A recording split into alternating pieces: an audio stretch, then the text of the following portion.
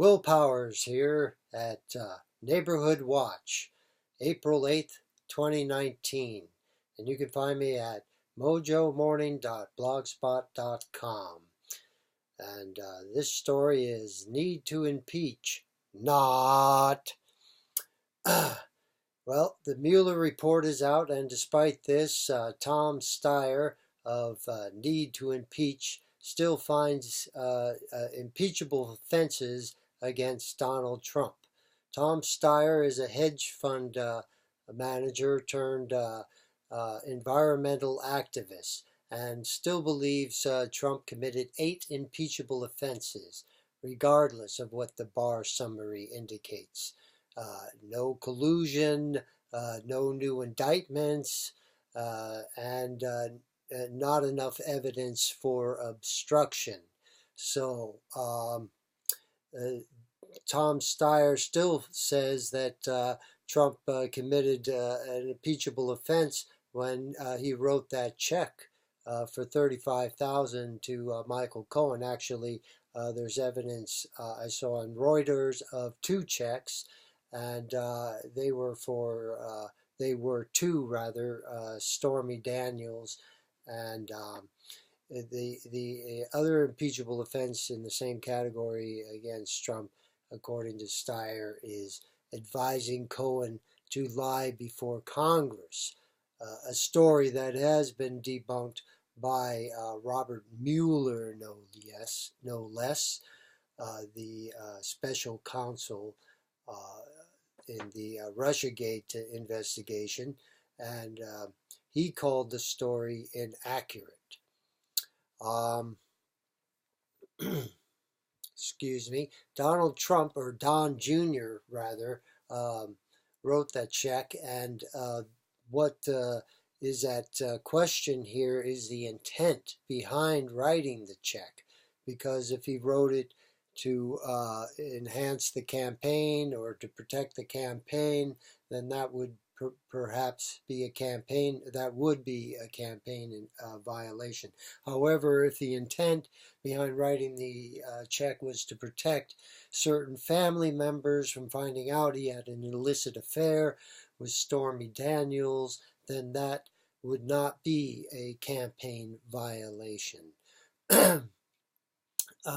Alan Dershowitz, Harvard Law Professor Emeritus, was on Tucker Carlson Tonight and said the criminal code on campaign finances is very, very vague. And this case really depends completely on the credibility of Cohen. And we all know how credible he is. It's very easy to embellish a story, said Dershowitz. The criminal code on campaign finances, all he has to do, that is Cohen, all he has to do is say, and the president directed me to do it. That's the kind of embellishment that people put on a story when they want to avoid dying in prison, if you get what I mean. In other words, Cohen just embellished the story, directed some of the responsibility towards Trump to lighten his own sentence, because obviously he's going to jail, and he doesn't want to die in prison, as anyone in his position wouldn't want to do, obviously. Of course, that is completely hypothetical. Dershowitz does not say that is in actuality happening. But, as Dershowitz said, failure to report all campaign contributions is fairly common in political campaigns. Former President Barack Obama was found guilty of campaign violations in 2013, and he was fined $375,000 by the FEC.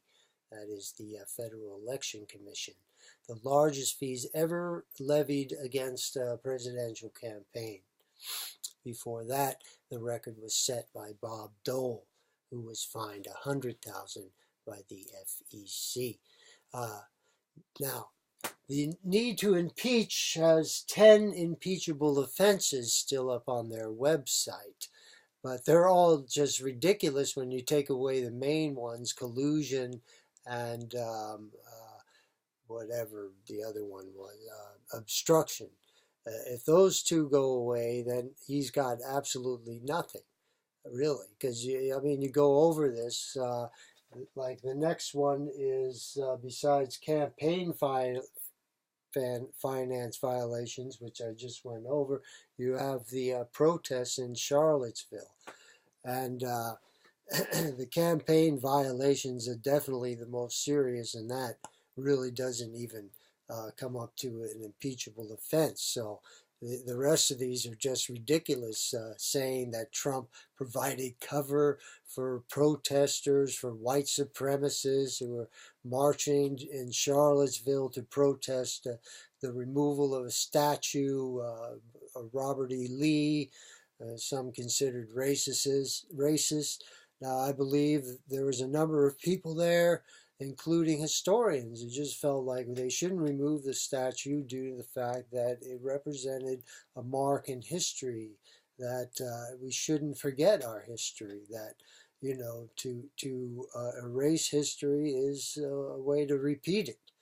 So there was a number of people there, and Trump said that there was good people on both sides, and you know, certainly that there probably were. I don't see anything wrong with that. But he also said that racism is evil, and those who cause violence in its name are criminals and thugs, including the KKK, neo-Nazis, white supremacists, and other hate groups. Now, if that is providing cover for white supremacists and racists, I'm confused because I don't see how that's possible. You know, and other things that Tom Steyer is pushing is the power of the pardon.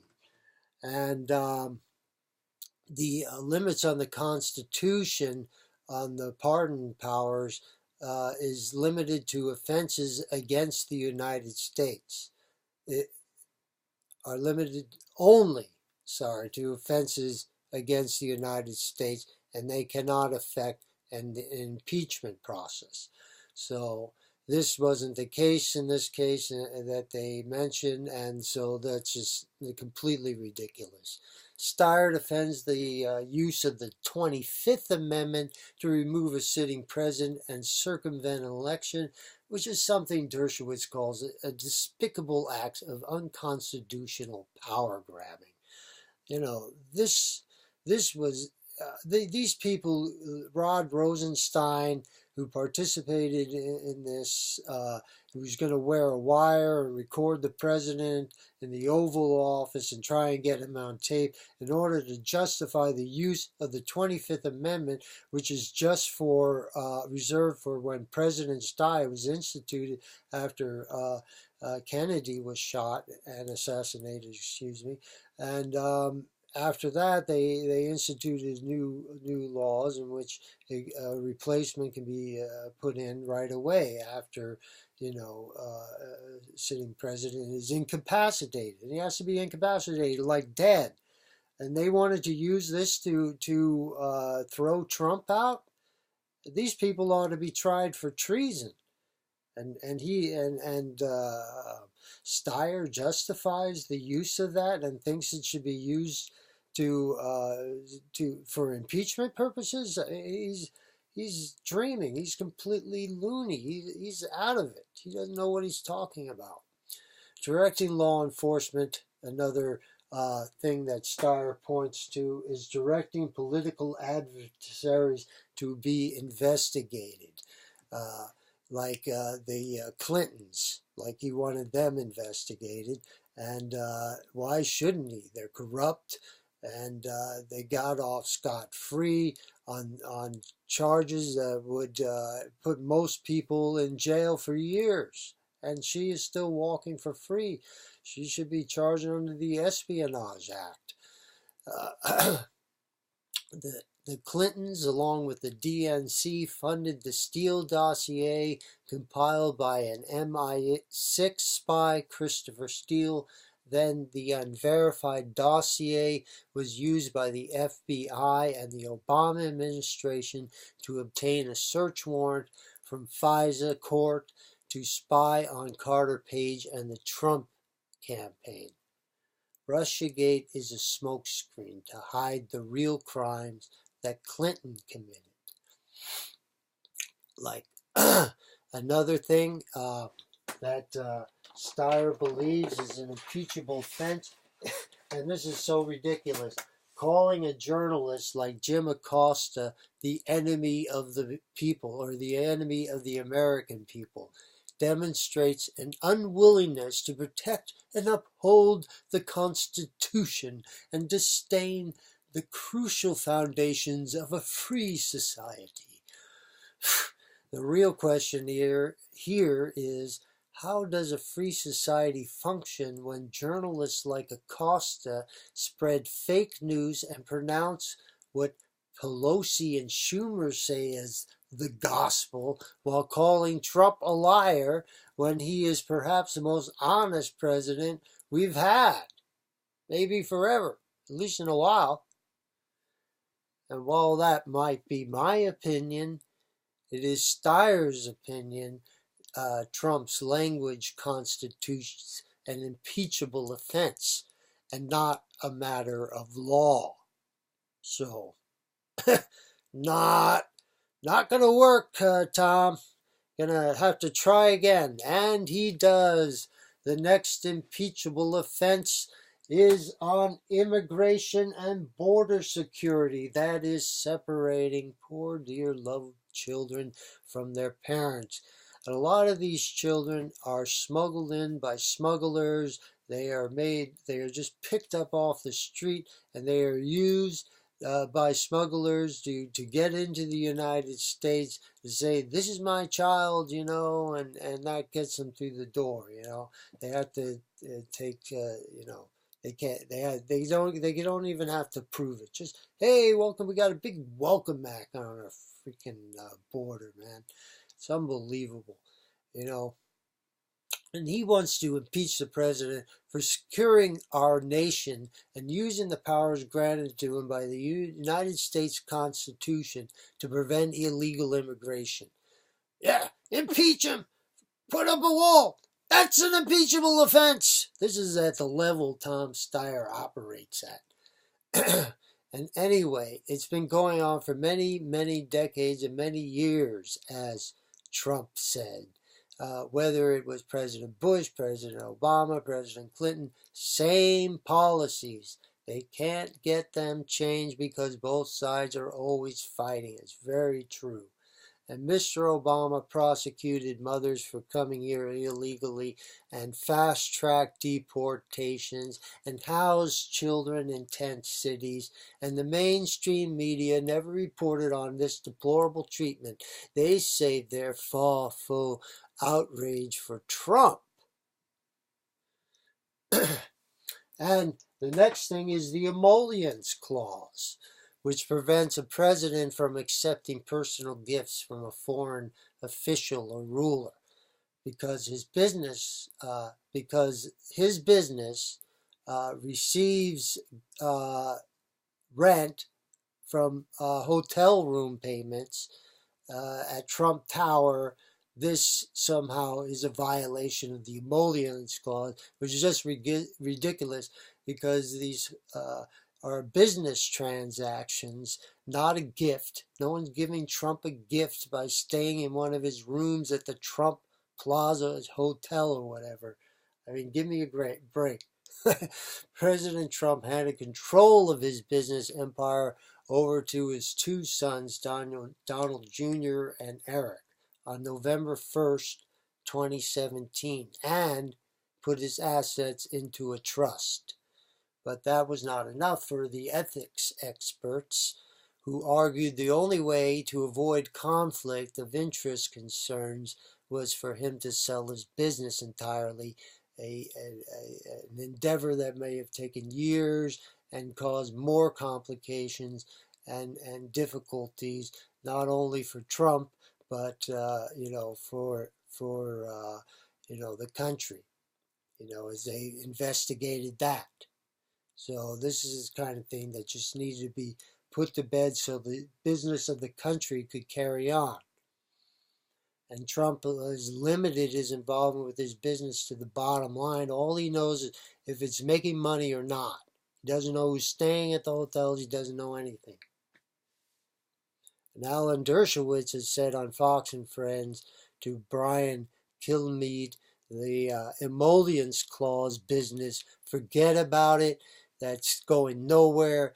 Again, he has a constitutional defense. And finally, in conclusion, he, he's pushing collusion, even after the Mueller report, because there's that gray area, right? That, Mueller left the door open to possibilities there. Thanks you very much, prosecuting attorney who's supposed to either indict or not indict, but have no middle ground. He had to have a middle ground. Why? Because he wants to harass the president.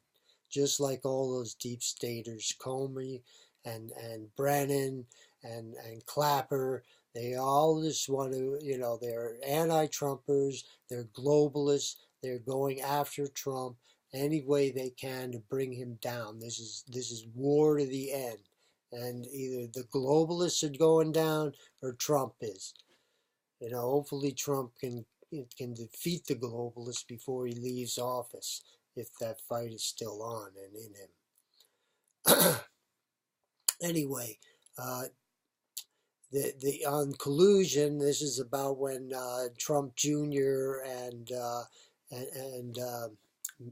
was it Manafort? Yeah, I believe it was Manafort met at Trump Tower with Veselnitskaya, who said she had dirt on Clinton, which she had nothing. And anyway, Trump said, "Oh, great. Yeah, I love it. Let's see it, Come on, right on. Yeah, who wouldn't, right?" But her name has not been linked to any government officials in the Kremlin. Her office has no working phone, email, web, or website. It looks like a dummy setup, to fool people into thinking that, she's someone of importance, when all she really is a decoy for the Clintons. And I'll tell you how. There's a picture of her in the Gateway Pundit that shows her sitting near an Obama ambassador to Russia, Michael McFaul, at a Foreign Affairs Committee hearing, only 8 days after contacting Trump Jr. about some alleged dirt on Clinton. Natalia Veselnitskaya, connected to the Clintons, if this is correct. This picture shows them sitting in close proximity. Check it out on my website. I have a link below. And, I think it's time for Tom Steyer to admit the game is up. Game, set, match, Tom. It's over. Come on. Throw down your cards. Let's see what you got. Oh, nothing. Look at that. A pair of deuces. A pair of deuces. You got zip, Jack. Zip. The Clinton campaign, along with the DNC, used Fusion GPS to fund opposition research that became known as the Steele dossier. It was Steele working for Fusion GPS that compiled the now famous dossier. The Clinton campaign, along with the DNC, funded Fusion GPS and paid for and used the unverified Steele dossier to get a FISA warrant to gather information on Carter Page and the Trump campaign. Government agencies were involved in partisan politics at the very top level of the FBI and the CIA. John Brennan, James Comey, even Robert Mueller were the faces of the deep state, operating out in open to push the Russian-gate narrative, which was most likely an intelligence operation to bring down the president. Thank you for listening.